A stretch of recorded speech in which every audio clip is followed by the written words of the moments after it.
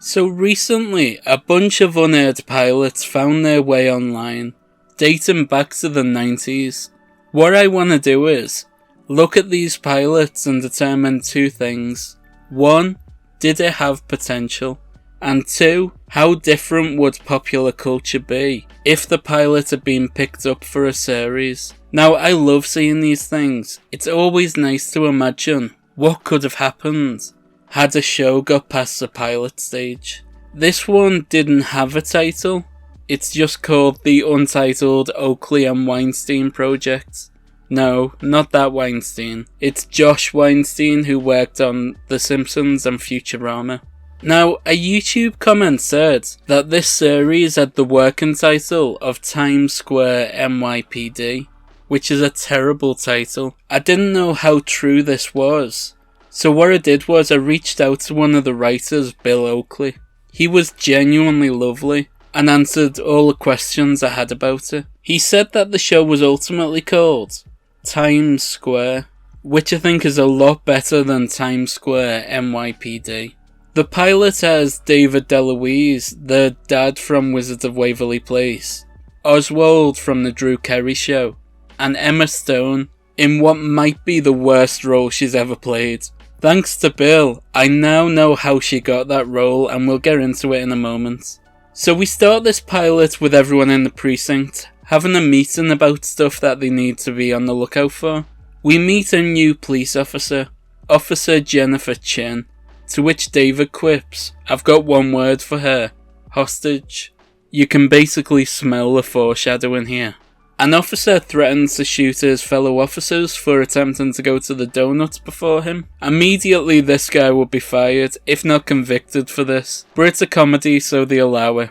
Oswald tells us that the captain is about to retire, and has a few words to say to them, giving him the floor to say, "Up yours," which is a great joke. As soon as he's done, I'm sure the captain will have some inspirational words for us on the day of his retirement. Up yours!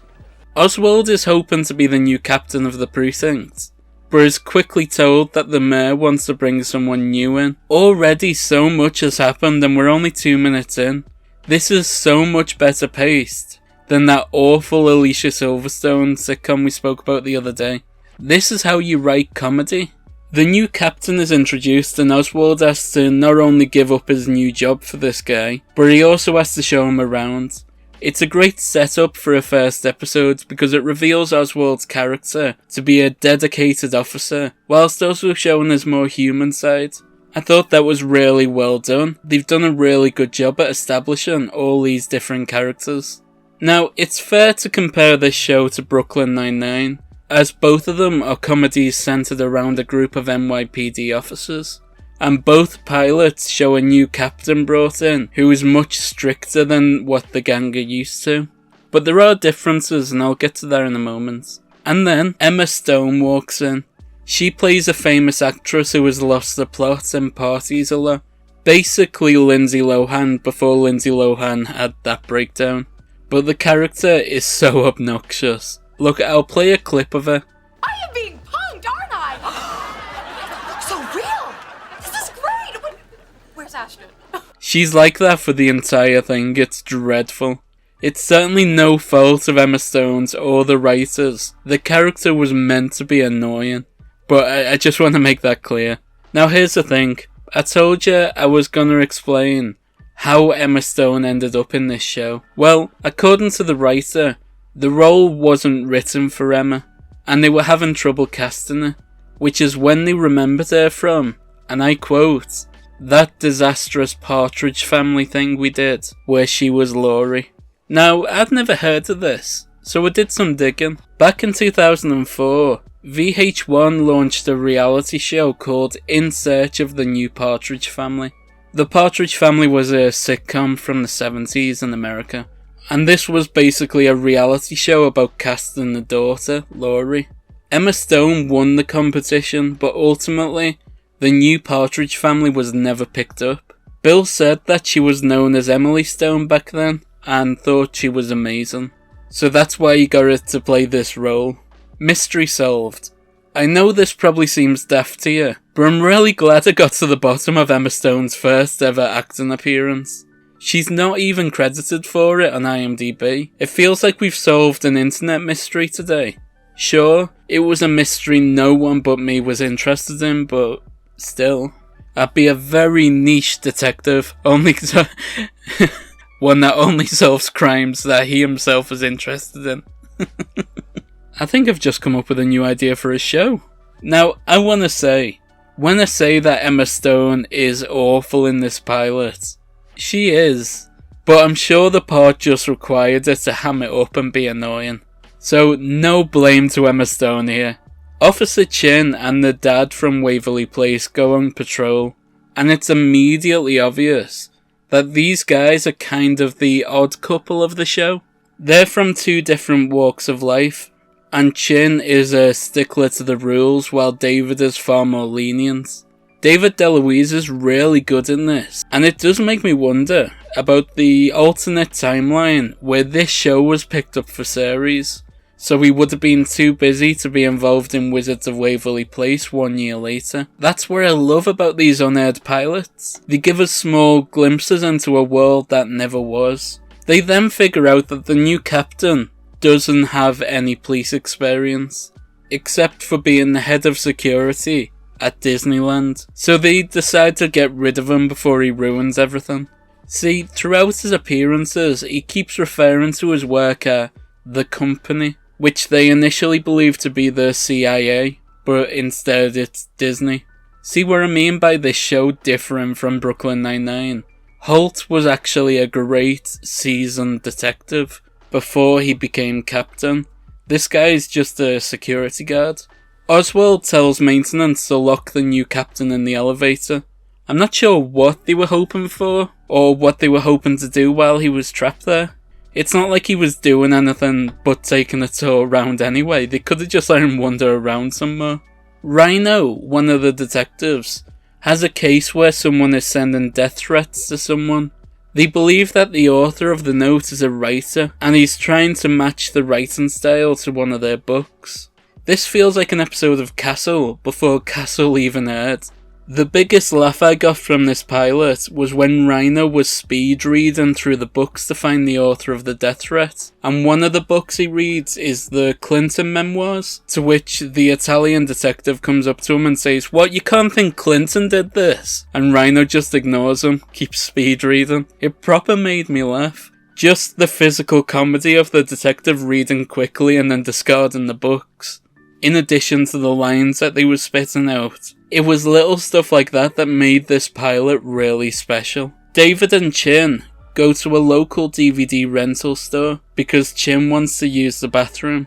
David is waiting for Chin when someone walks in with a gun, telling everyone to get down. This is where the "she looks like a hostage" joke comes into play. I got one word to describe her.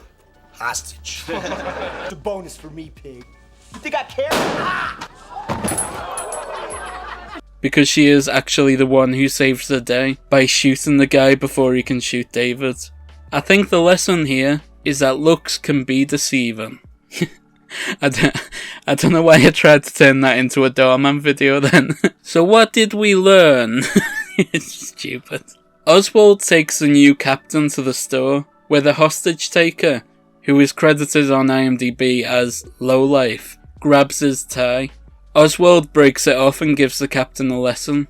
Rule number 1 of being a cop: always wear a clip-on. This feels very similar to the lesson of the Brooklyn Nine-Nine pilot being wear a tie because that makes you part of the team. I wonder if these two shows had any crossover. They were both at Fox, weren't they? There's a few coincidences there, but I can't see any familiar people behind the scenes. But this pilot was passed around to people to view and give their opinions on it, so maybe it was in the back of someone's mind when they were making Brooklyn Nine-Nine years later. The new captain tells Oswald that he doesn't think he's built for the job, but that he's gonna stick around anyway. It's weird how this pilot basically set it up that they were gonna get rid of this new captain because he wasn't qualified, but then he just sticks around anyway. It would have been interesting to see where they went with this, but I guess we'll never know. I found it interesting though, how the captain talked about how seeing the guy shot was his first run-in with the real New York, because it really set a certain vibe, something that we'll unfortunately never see explored. They also walked past the poster for Wicked, which is mad considering that now, almost 20 years later, that show is still running and selling out. One of the strongest people in this show was Deirdre Bader, who played Oswald. Oswald was the name of his character on the Drew Carey Show. I don't know what his name was in this, I didn't catch it. But I loved him in the Drew Carey Show, and always wondered why he was never bigger. I mean, he's in loads of stuff, just very rarely as the lead. This show is from 2005, the year after the Drew Carey Show ended. So I kinda wish it had gone to series, so I could have jumped from Drew Carey Show to this. I do genuinely love the characters in this pilot, and I really wish we could have got more time to spend with them.